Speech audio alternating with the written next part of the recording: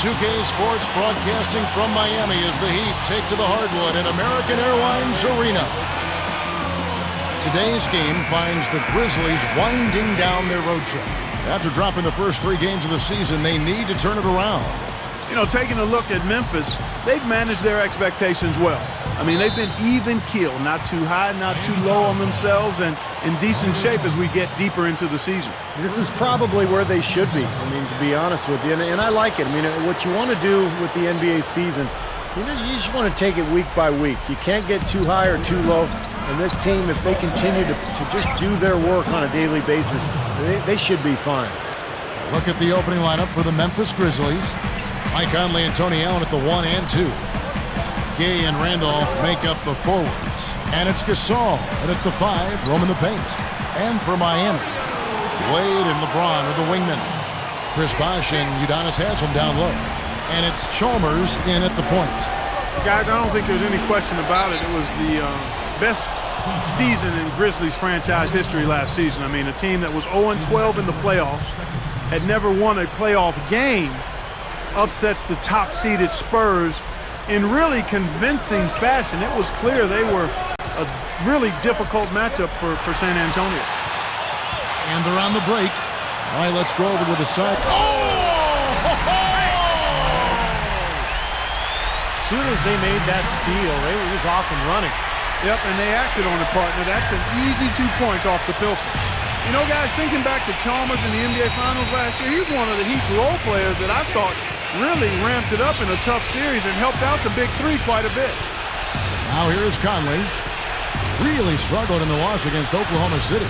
Shot clock at 6. Over Chalmers, and it's Conley that time on the assist by Allen.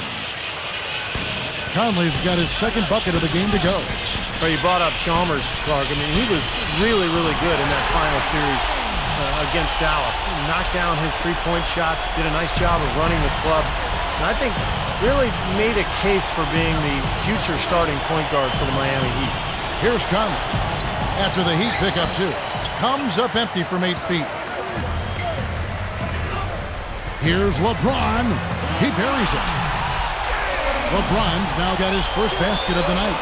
Tell you what, when he gets going strong to the hoop, there's almost nothing the defense can do. Now here's Conley, averaging 9 points per contest. Back to Randolph. Shoots from the high post. And it's Haslem with the rebound.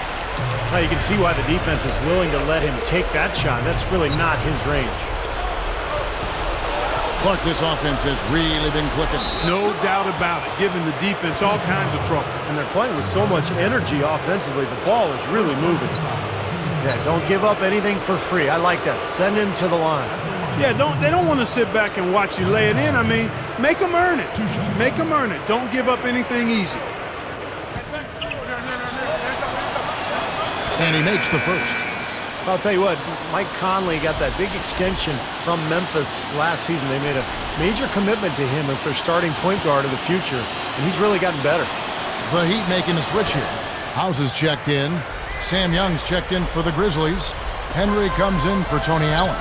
You see, Mike Conley Jr., the son of the Olympic gold medalist in the triple jump, you know, he's always been a terrific player. Athleticism, Clark, has never been a question there, sir. No, and he's had a really strong last 2 years, I think, in terms of his development. He's added some strength. He's become a little better at shooting the ball from the perimeter, and he continues to grow as a real savvy and clutch playmaker. The shot's good from LeBron. You know, to have somebody as dependable as he is on the offensive end, that's extremely invaluable to this team. Henry dishes to Conley. Picked away. It's 2-on-1. House kicks to LeBron. And Conley gets it to go. The assist by Henry. 8 points for Conley. Aggressive transition game leads to the easy hoop. Yeah, I love to see these guys just trampolining to the hoop. And at the end of one, both teams putting up some points. Heat lead by...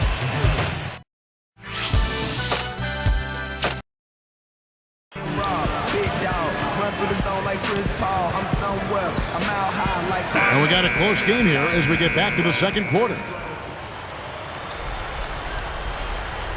Here's LeBron.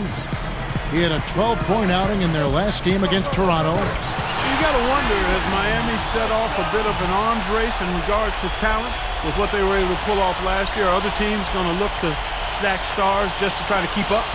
So with Gay on the bench, here's how the floor looks for Lionel Hollins. Mike Conley and Tony Allen at the 1 and 2. Arthur out there with Sam Young and Skinner. House is tagged with the reach. That is his first foul of the game.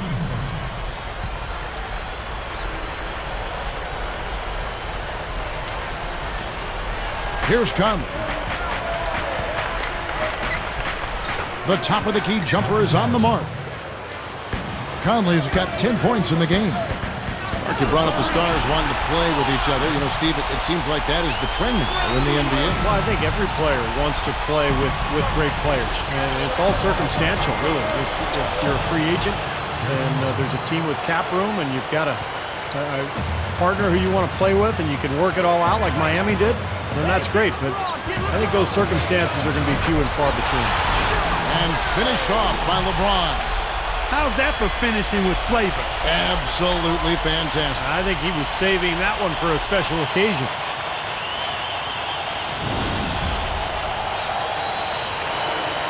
Here's Conley.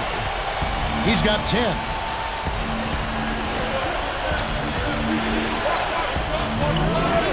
Knocks it loose. No one back, 2 on none. Goes up, and the jam by Udonis Haslem.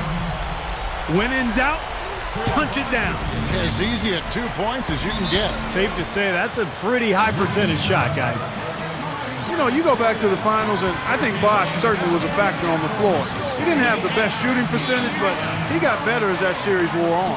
So timeout called here. The first for Memphis. Well, going back to Bosh, guys, in the finals, he was inconsistent with his shooting percentage, but he had stretches where he was really good. And remember he hit that game-winning shot in Game 3. I thought he was overall pretty solid for the Heat last season and in the playoffs. Excellent anticipation. As soon as that pass was in the air, he was on the move and picked it off. 1:32 left to play here in the second quarter. Vasquez kicks to Sasion. Covered by LeBron. Here is Vasquez. Right now averaging 5 points a game. And not going to go. He misses the first attempt on the night. Well, when you think of Miami and the Heat team, you immediately think of the firepower of the Big Three. But last season, their defense was really good. In fact, they were second in the NBA in both opponent's field goal percentage and overall rebound differential. Boy, you got to love that kind of anticipatory defense. Wade throws down the breakaway jam. This has been an offensive explosion, guys. They are on fire. How about a volcanic eruption, a flash fire? And defensively, I mean, your guess is as good as mine. They just hope that they cool off at some point. And Steve, more on that stat you said about the Heat. You know, they could suffocate with their D at times. Clark, you saw it firsthand. I mean, this team was terrific on the defensive end. And, you know, one leads to another. Very often, good defensive teams are also good rebounding teams because rebounding is finishing the defensive possession. Looking at who's out there now for the Grizzlies. Zach Randolph is checked in for Arthur. Henry comes in for Tony Allen. And it's Conley in for Vasquez. And again, Memphis no good. And you can feel the momentum swinging. They needed that shot badly. Steve, I sense some frustration here. It seems like they're getting a little frustrated. It's understandable because they've given up this big run. House kicks to LeBron.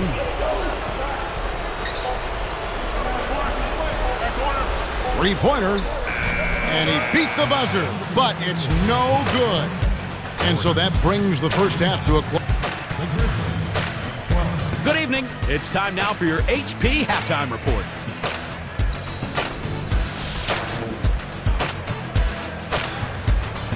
Out at the Palace of Auburn Hills.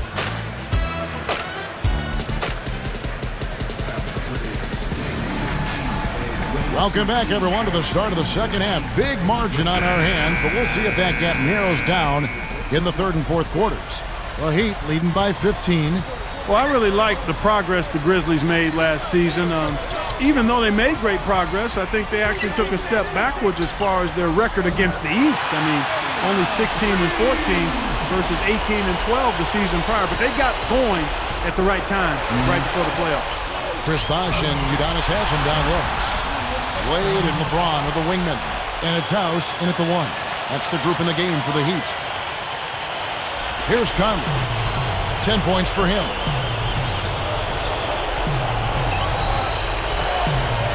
Wade picks him up. Conley. He flies to the bucket and lays it in. Conley's got 12 points in the game. Interesting numbers, Clark, when you look at the Grizzlies. Steve, you think there's anything about the East in particular that gives them more trouble than the Western Conference? I think it's pretty random, Kevin, because there's no question the West was much deeper last year than the East. You'd think it would be reversed, but I wouldn't read too much into it. And he makes both free throws. Boy, isn't it good to see Udonis Haslem back and healthy after missing most of last season with a foot injury. He's a guy who's really been the heart and soul of this Miami ball club over the years. And there's the feed to Gay. He's picked up by LeBron. Hangs, and it's Gay getting it to go. Gay's got his first bucket of the night. Steve Udonis Haslem, when he re-signed with the Heat prior to last season, he could have gotten a lot more money elsewhere, but Clark, he wanted to remain in Miami. I'm sure he is thanking his lucky stars that decision was made. Yeah, I agree with you. I mean, he and Dwayne Wade extremely close, and Haslem just kind of felt like he had a chance to stay in a place that he considered home and would be able to do great things. Credit him for picking happiness and contentment over dollar signs. Sometimes that's the best call, but you don't often see guys make it. Here, here. Boy, it had to be difficult for Rudy Gay to sit out the playoffs last year. Had such a good regular season. And then to not be able to help his club out in the postseason had to be very frustrating for him.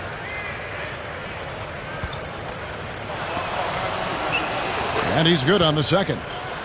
And Steve, you mentioned Rudy Gay missing the playoffs last season. He suffered a partially dislocated shoulder, Clark, right before the All-Star break. And Gay was a guy who never had a chance to play in the playoffs before, Kevin, so that had to be tough.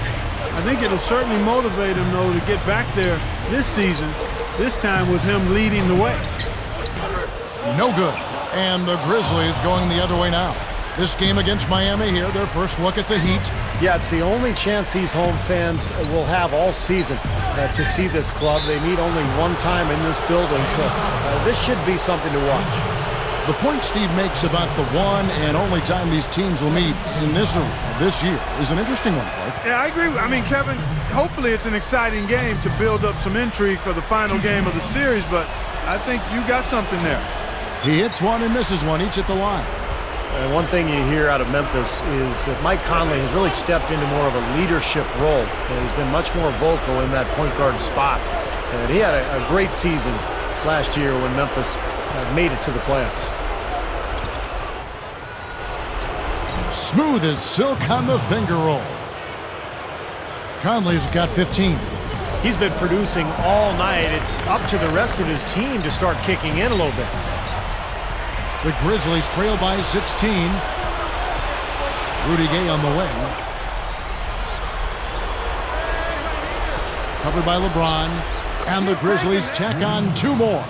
And speaking of Mike Conley developing as a leader, that's something you really need from that point guard position, don't you think, Clark? Without question. And, playing for a former point guard, Lionel Hollins, certainly has had to help Mike Conley's development. But Mike's maturity, Mike Conley Jr.'s maturity, listening to him talk about his role and his responsibilities and seeing him handle the media in post-game interview situations speaks volumes to where that young man's head is. He's anchored on the ground, thinks the game, and is committed to getting better. As a former Buckeye, I know. I'm extremely proud of that young man. He's done a nice job. Well said nonetheless, yeah. That you're a Buckeye, that is.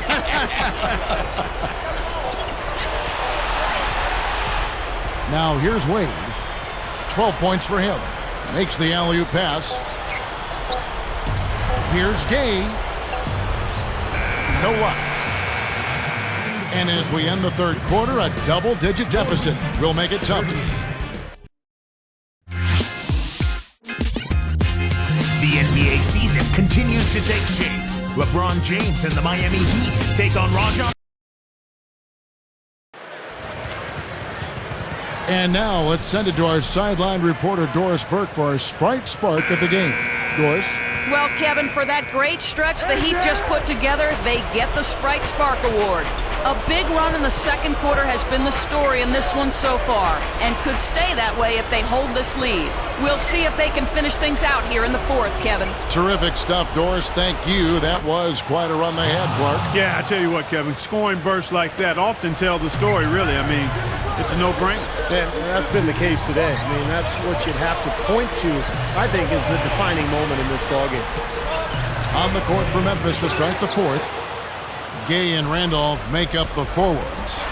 Vasquez out there with Tony Allen and Skinner. Here's LeBron. The Grizzlies pull it in. They come into this one following a loss to the Thunder. I thought they forced a lot of shots offensively, guys. They just didn't seem organized or efficient at that end of the floor. And that's why they got so stagnant and shot such a poor percentage. Couldn't agree more. Disorganized would be a word. Dysfunctional. I mean, way too many times they're going one-on-one or running the shot clock all the way down and then having to jack some crazy shot up. That was the problem, just not organized. Timeout called, the Grizzlies. They're down by 15. 1:57 left in the fourth. Doris Burke has an update for us. Doris? Hi, Kevin. I was able to hear the advice Lionel Hollins gave to his team during that last break.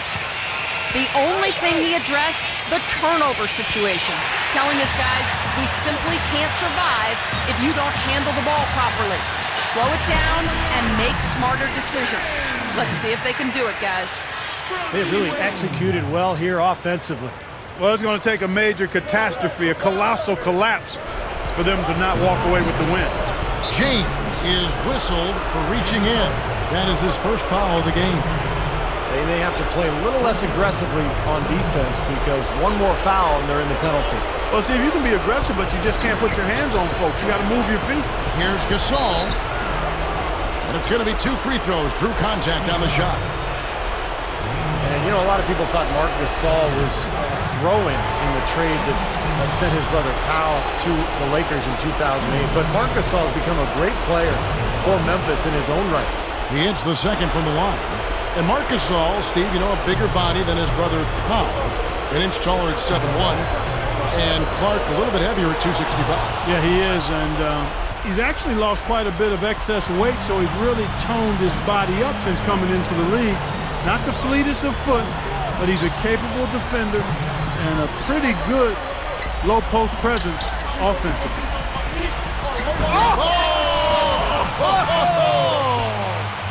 Such a flashy play. Sprite Slam Cam. Watch it again. Always some entertainment value when you go with the windmill jam. Yeah, rim shaker and Steve a wrist breaker. Outrageous, man. Now here's Conley. Not a lot of room. Outside Gasol. Shot clock at 5. 13 feet out. No good off the back of the rim. Very porous defense down there by the hoop. He probably should make that one. Stolen by Michael Conley. Drops in the breakaway layup. You got to be willing to put a body in front of him there. Easy hoop. But you know what? I don't blame him. That's a lot of body coming at him. Here's Wade. Foul call that time on the way up. That'll give him 2 chances at the free throw line here. It's going to be on Zach Randolph. You know, when you watch Wade in recent years, he's really developed an outstanding post game with a lot of moves at his disposal, and it's based on excellent footwork. Rudy Gay's checked in for Memphis. No good on the second free throw. And Clark back to Wade in the post, as you brought up.